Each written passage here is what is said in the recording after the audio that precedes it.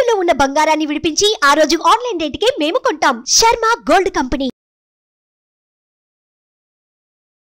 నమస్తే, welcome to Suman TV. నేను గిరిజ. ఇవాళ మనతో పాటు ప్రముఖ ఆధ్యాత్మికవేత్త, భారతీ శంకర పీఠ వ్యవస్థాపకులు, బ్రహ్మశ్రీ తిరుపతి మూర్తి అవధాని గురువు గారు ఉన్నారు. వారితో మాట్లాడిద్దాం. గురువు గారు నమస్కారం.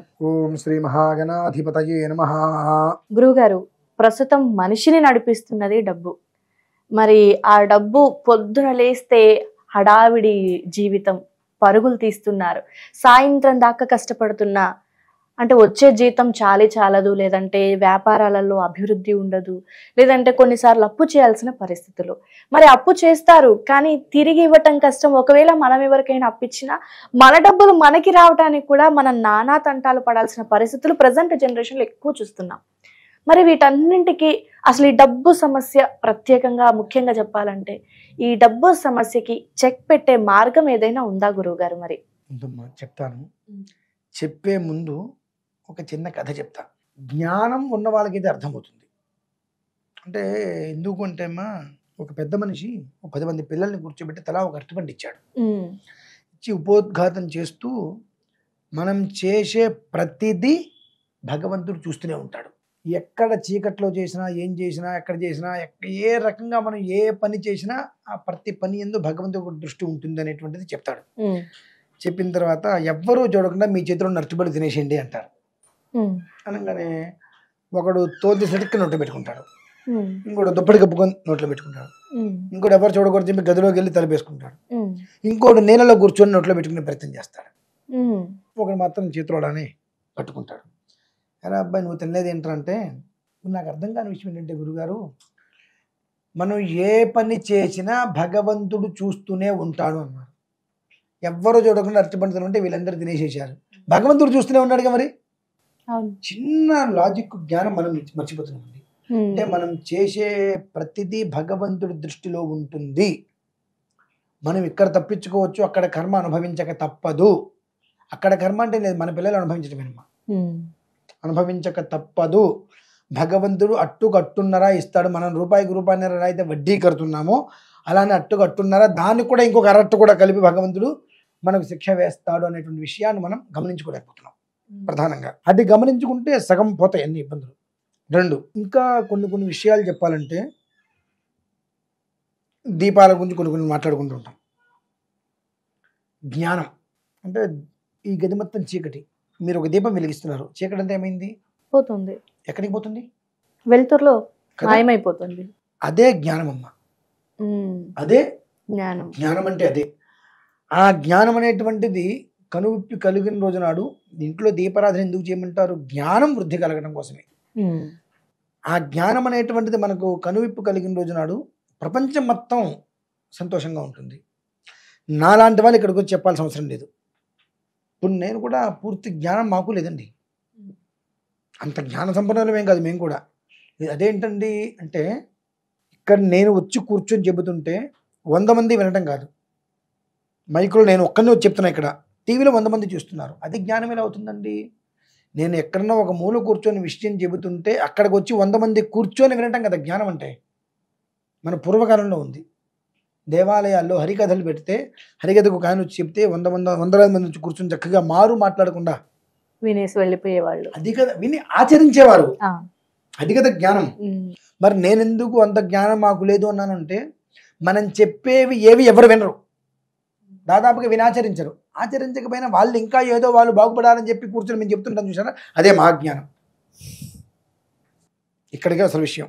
ఒక విషయం ఏంటంటే, మనిషికి తను చేసేటువంటిది ఏమిటి అనే విషయం అర్థమైతే ఒక రకంగా ఉంటుంది. ఇప్పుడు వాస్తవంలోకి వెళ్దాం. ప్రతి మనిషి జీవితంలోనూ కూడా కొన్ని కోణాలు ఉంటాయి, కొన్ని విధానాలు ఉంటాయి. ఇప్పుడు మీరు అన్నారు రుణం. మనం ఇచ్చినా తీసుకున్నా ఇవ్వలేకపోతున్నాం, తిరిగి తిప్పి తీసుకోలేకపోతున్నాం. దీని అన్నిటికీ కూడా ఇటువంటి పరిస్థితులు ఎక్కడా లేకుండా పూర్తిగా చెక్కు పెట్టి అందులోంచి బయటికి వచ్చేసేసి మారు అనేటువంటిది ఎందులోనూ కూడా లేకుండా స్థిరస్థాయిగా నిలిచిపోవాలి అన్నట్లయితే, వారి జీవితంలో ఇప్పటివరకు చేసుకుంది ఒక ఎత్తు, ఇప్పుడు చేసుకోబోయేటువంటిది ఏదైతే ఉన్నదో దాన్ని వాళ్ళు కనుక జాగ్రత్తగా కనుక చేసినట్లయితే 28 రోజులు వాళ్ళ జీవితంలో ఖచ్చితంగా మార్పు వస్తాయండి. కార్తవీర్యార్జున స్వామి వారికి చేసేటువంటిది నష్టధన ప్రాప్తి, నష్టద్రవ్య ప్రాప్తి. అది మనిషి కావచ్చు, వస్తువు కావచ్చు, డబ్బు కావచ్చు, ఏదైనా సరే పోయినటువంటిది, నష్టపోయినటువంటిది మనకు తిరిగి సంప్రాప్తమవుతుంది ఆ కార్తవీర్యార్జునుడికి. అది మీకు నేను ఫోటో కూడా ఎలా పెట్టాలి, ఎలా అనేటువంటి విషయం ఒకసారి నేను మీకు ఇప్పుడు చూపిస్తా. ఎందువల్ల చూపిస్తానంటే అది జనాలకు అర్థం కావాలి. ముందు నేనేదో చెప్పేశానంటే అది అవ్వదు. అది వాళ్ళకు ఒక రూపు, రంగు, చిత్రం ఎలా ఉంటుందని తెలిస్తే వాళ్ళ ఇంట్లో చేసుకోవడానికి వాళ్ళకి వీలుంటుందమ్మా. త్రికోణాకారం, ఆ త్రికోణాకారంగా ఉప్పు వేయాలి. ఉప్పు వేసి 3 వైపులా కూడా ఓం శ్రీ కార్తవీర్యార్జునాయ నమః అని రాసుకోవాలి. మధ్యలో ప్రోమని రాయాలి. అయితే ఇది ఏది కూడా మన కళ్ళకి కనిపించదమ్మా. ఉప్పు మీద ఒక పుల్ల తీసుకొని మనం ఆ అక్షరాలు రాయటమే. ఇక్కడ తెలియటం కోసం రాశా నేను. అదే తెలుపుగా రాస్తే ఎవరికి కనిపించదు కాబట్టి దాని మీద అక్షరం ఇలా మనం రాయాలి, పుల్లతోటి ఇలా గీసి రాయాలని తెలియటం కోసం రాశా. మధ్యలో ప్రోమని రాసి దాని మీద ఒక ప్రమిద, ఇంకొక ప్రమిద పెట్టి ఆవ నూనె పోసి దీపం వెలిగించాలి. ఇది ఒక విధానం. ఇది ప్రతి గృహమునందు, ప్రతి ఇంట్లో, తెలుగు రాష్ట్రాలలో ప్రతి గడపలోనూ కూడా మంగళవారం రోజు నాడు చక్కగా ఉప్పుతోటి ట్రయాంగిల్గా వేసుకొని అలా రాసుకొని అందులో ఉప్పు దీపం, అదే ఉప్పు మీద 2 ప్రమిదలు పెట్టి ఆవ నూనె వేసి దీపం పెట్టి అర్చన చేసుకొని కొబ్బరికాయ కొట్టి బెల్లము నైవేద్యం పెట్టి కార్తవీర్యార్జునో నామ రాజా బాహు సహస్రవాను తస్య స్మరణ మాత్రే అనగతం నష్టంచ లభ్యతే. తక్కువగా 1600 సార్లు మాకు చేయటం కష్టమండి. 1600 సార్లు నేను పారాయణ చేసి మంత్ర జపం చేసి రికార్డు చేసి ఇస్తా. విన్నా సరిపోతుంది. అది వినండి అక్కడ కూర్చొని. సుమంతో సుమంతో శ్రీ కార్తవీర్యార్జునాయ నమః అనుకుంటూ అక్కడ కూర్చొని అది వినండి. అలా 28 రోజులు చేయండి. అంటే పూజ చేయవలసింది ఒక మంగళవారం, గట్టిగా చేస్తే 3 మంగళవారాలు అంతే. తర్వాత 27వ రోజు వరకు ప్రతిరోజు ఒక్కసారి 1600 సార్లు అది వింటూ సుమంతో సుమంతో శ్రీ కార్తవీర్యార్జునాయ నమః అనుకోగలిగితే జీవితంలో వచ్చేటువంటి మార్పులు వర్ణనాతీతం. ఎక్కడో 1 కోటి రూపాయలు మీరు అప్పున్నారు, లేదా 1 కోటి రూపాయలు మీకు అప్పున్నారు. అప్పు ఇచ్చిన వాళ్ళకి, పుచ్చుకున్న వాళ్ళకి ఇద్దరికీ కూడా కష్టము నష్టము లేకుండా భగవంతుడు చక్ర విధానాన్ని అనువర్తంగా ఏర్పాటు చేస్తారమ్మా. అంటే ఎప్పుడు పడితే అప్పుడు చేయటం వేరు. కొన్ని ప్రత్యేకమైనటువంటి గమనాలు ఉంటాయి, రోజులు. ఆ రోజులలో చేసేటువంటిది 10,000 టైంలు ఫలితాన్ని ఇస్తుంది. అది అటువంటిది రేపు 17వ తారీఖు మంగళవారం. మంగళవారము అంటేనే మారు కోరేది అని. మనం దేనికోసం చేస్తున్నాం? మార్పు. మనకు అప్పొద్దు, మనం కూడా తీర్చేయాలి. ఇక జీవితంలో అప్పు అనేటువంటిది మన స్థాయి, మన దగ్గరికి రాకుండా వచ్చేటువంటి రూపాయితోటి కుటుంబం అనేటువంటిది క్షేమకరంగా జాగ్రత్తగా సర్దుకుంటూ నడిచేటువంటి గమనంలో ఉండేందుకు వీలుగా ఏర్పాటు చేసుకున్నటువంటి దివ్యమైన విధానం అది. అది ఆ రోజు నాడు చేసుకోగలిగితే వచ్చేటువంటి యోగం చాలా విశేషంగా ఉంటుంది. ప్రతి గడపలోనూ వాళ్ళు చేసుకుంటానంటే మొన్న సోమవారం రోజు నాడు నేను అందరికీ తెలియాలని చెప్పి దాని మీద ఒక వీడియో చేశా. ఆ వీడియో లింక్ ఇస్తా, అది చూస్తూ చేసుకోవచ్చండి. ఆ పూజా విధానం పూర్తయిన తర్వాత ఈశ్వరాభిషేకం చేసుకోవాలి. మన పీఠంలో ఉదయం 9:30కి ప్రారంభం చేసి వచ్చే వారందరి స్వహస్తాలతో, ఎవరెవరైతే వస్తున్నారో వారందరికీ కూడా వారి స్వహస్తాలతో చక్కగా త్రికోణాకారంగా ముగ్గు వేయించి అందులో అక్షరాలు రాయించి ప్రమిద పెట్టించి ఆవ నూనెతోటి వాళ్ళ చేత అర్చన చేయించి అనంతరం శివలింగానికి ఈ కార్తవీర్యార్జున మంత్రం ఇప్పుడు ఏదైతే చెప్పడం జరిగిందో, కార్తవీర్యార్జునో నామరాజా బాహు సహస్రవాను తస్య స్మరణ మాత్రేన గతం నష్టంచ లభ్యత అని ఏదైతే చెప్పడం జరిగిందో ఆ ఒక మంత్రంతో అనులోమ విలోమంగా 2.5 గంటల సేపు ఈశ్వరుడికి అభిషేకం కూడా చేస్తున్నానమ్మా. ఈ 2 ఏమిటి అంటే జన్మకృతంగా పేరుకుపోయి ప్రయత్నాలు చేస్తున్నాం, అప్పు దొరకట్లేదు, మనం తీర్చేటువంటి మార్గము మనకు కనిపించట్లేదు.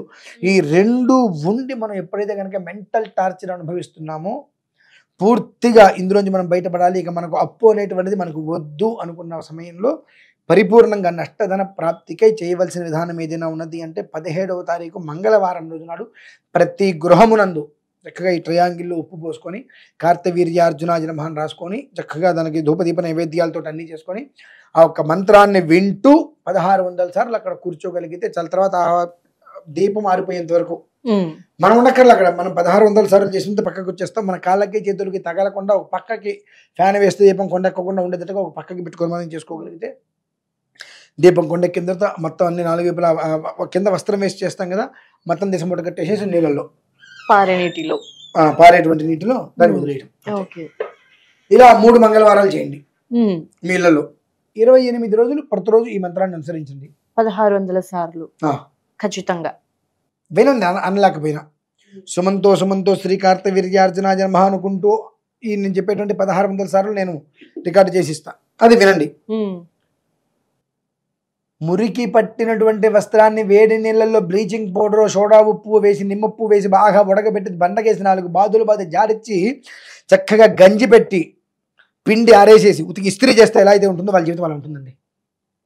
మీరు ఎంత కంఠాపదంగా చెప్తున్నారు అంటే నిజం అనుభవించాం కాబట్టి చెప్తున్నాం. అదే గురువు గారు, మీకు అది తెలుసు కాబట్టి అంత గట్టిగా చెప్తున్నారు. సో అంటే ఈ రుణ బాధలు అనేది ప్రస్తుత సమాజంలో ప్రతి ఒక్కరికి ఉన్న సమస్య. సో పెట్టుకున్న సమస్య ఉన్నది కాదు, అఫ్ కోర్స్ పెట్టుకున్నది వాళ్ళ చేతులతో వాళ్ళు చేసుకోవాలి కావాలని చెప్పి. అంటే ఎదుటి వాడిని చూసి ఎచ్చురికి పోయి గొప్పతనానికి వెళ్ళి ఏదో చేయాలని చెప్పి మూతి కాల్చుకున్నట్టుగా ఉన్నదాంతో. ఇప్పుడు నేను కారు కొనుక్కోలేదు అనుకోండి, వాళ్ళు నన్ను ఏమనుకుంటారు, ఓ అఘాయిత్యం కూడా వాడు ఏమనుకుంటాడు అని కాదురా కావాల్సింది మనకు. నీకు కష్టం వస్తే వాడు మన సహకారంగా ఉంటాడో లేదు అది చూసుకో నువ్వు అంతే. అందుకని వాళ్ళు నాకు కారు లేకపోతే వాడేదో ఫీల్ అవుతాడని చెప్పి నువ్వు కారు కొంటున్నావు అప్పు చేసి కారు కొంటే ఈఎంఐ కడుతున్నావు, కారులు తిరిగితే పెట్రోల్ దానికి అన్ని ఖర్చులే. నీకు రేపు ఏదైనా కష్టం వస్తే నువ్వు ఎవరిని దృష్టిలో పెట్టుకొని ఎవడైతే నిన్ను తక్కువ అంచనా వేస్తాడని చెప్పి నువ్వు అప్పో సప్పో చేసి ఏదో వ్యవహారం చేస్తున్నావు, వాడు నీకు ఏదైనా ఉపకారంగా ఉంటున్నాడో లేడు కదా, మరి నీకు ఎందుకండి. మనం చేసేవన్నీ కూడా ఎదుటివాడి మెప్పు కోసం, ఎదుటివాడి దగ్గర గొప్పగా కనిపించడం కోసమే మనం అప్పులు చేసి తెప్పలు పాలవుతున్నాం. ఆ పరిస్థితి రాకుండా ఉండాలంటేనే చేయాలండి. ఆడంబరాల కోసం చేసుకున్న అప్పులు మాత్రమే ఇవి, అవసరం కోసం చేసుకున్నవి కాదు. అవసరం కోసం అయితే కనుక నీకు అప్పులు అవసరం లేదండి. అవసరం అంటే ఏంటి, నీకు అక్కర్లేదు, నువ్వు అనవసరాన్ని అవసరంగా తీసుకుంటున్నావు.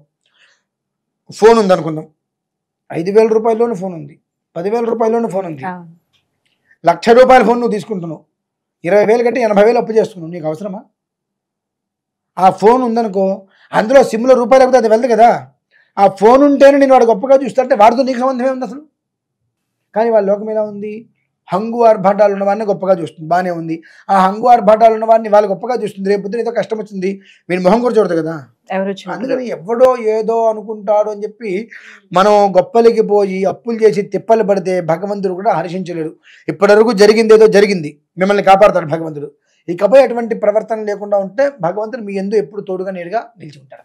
ఓకే గురుగారు, చాలా చక్కటి విశ్లేషణ. చాలా మంది ఈ సమస్యలతో బాధపడే వాళ్ళకి మంచి రెమెడీ తెలియజేశారు. సో అది కూడా మనకి మార్గశిర మాసంలో మొదలుపెట్టి 3 మంగళవారాలు చేసుకుంటే వాళ్ళకి ఈ సమస్య తీరుపై మంచి ఫలితం అయితే దక్కుతుందని నమ్ముతున్నాం గురుగారు. ధన్యవాదాలు.